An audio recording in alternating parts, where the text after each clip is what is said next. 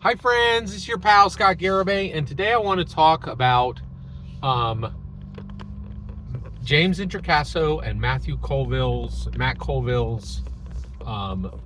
MCDM Draw Steel, and one of the major, really unique, powerful aspects of this major new release, and that is attacks always hit. This is huge. This is a really big part. This is a really big deal.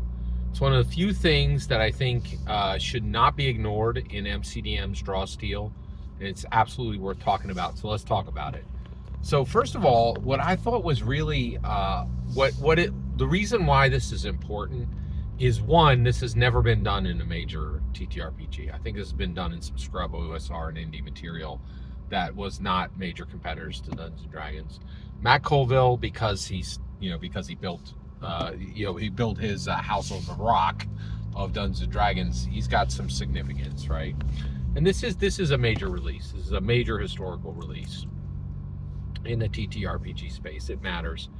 And so this is, and I think there are things that, like, here's a perfect example. Dungeons and Dragons recently took the word race out of Dungeons and Dragons. And it is everywhere now.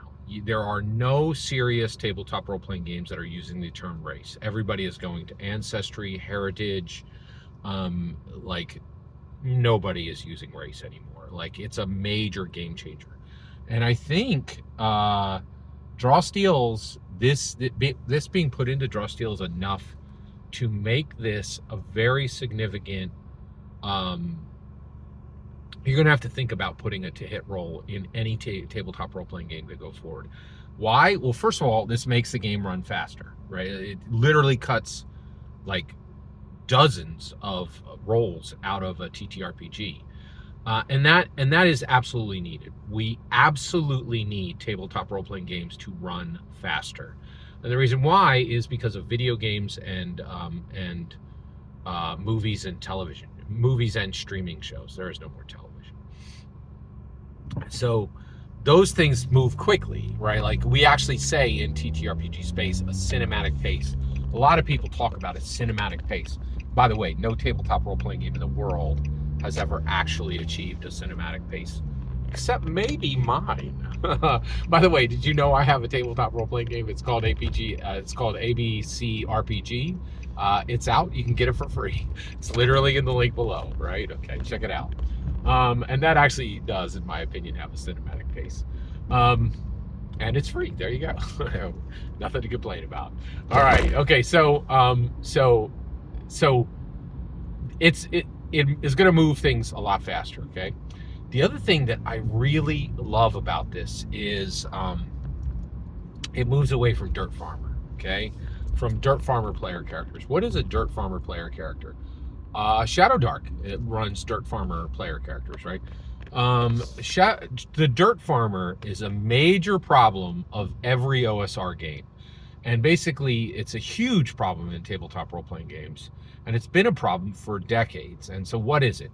Well, tabletop role-playing games we have the Dungeon Master slot, right? And what does the Dungeon Master slot actually attract? It attracts absolute control freaks, right? Because they're like, hey, would you like to be a god? Would you like to literally control every single person on a planet except 5 people, right? Would you like to control the deities there, the weather, everything, right? And so a lot of DMs are like, oh yeah, yeah, I want to be a god, or like, I want to control everything on a planet. Yeah, absolutely. And they're like, well, wait a second now. Remember, you don't control everything. There's 5 player characters on that planet. Oh, well, can I make them nothing? Can I make them dirt farmers and make sure that they suck in every possible way? That's exactly what Shadow Dark does, right? They're like, by the way, you have almost no hit points. There's a really good chance you're going to die. And if you do die, guess what? Don't even worry about rolling up another character. Make it before you even die, because your useless piece of junk piece of paper there means nothing. None of your characters mean anything, right? And that's the whole OSR. The OSR is like, hey, none of your characters mean anything. That's why you should roll 5 of them, because they're all useless. And you don't have any real power because this game master doesn't want anybody at the table to have any power, even though they have all the power, right?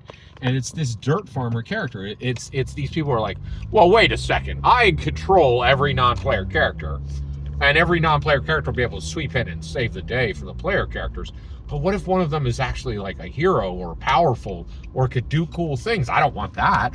Well, just play Shadow Dark. Nobody at your player, nobody have more than 4 hit points. Everybody will die, and they all have, you know, just useless piece of junk, you know, PC.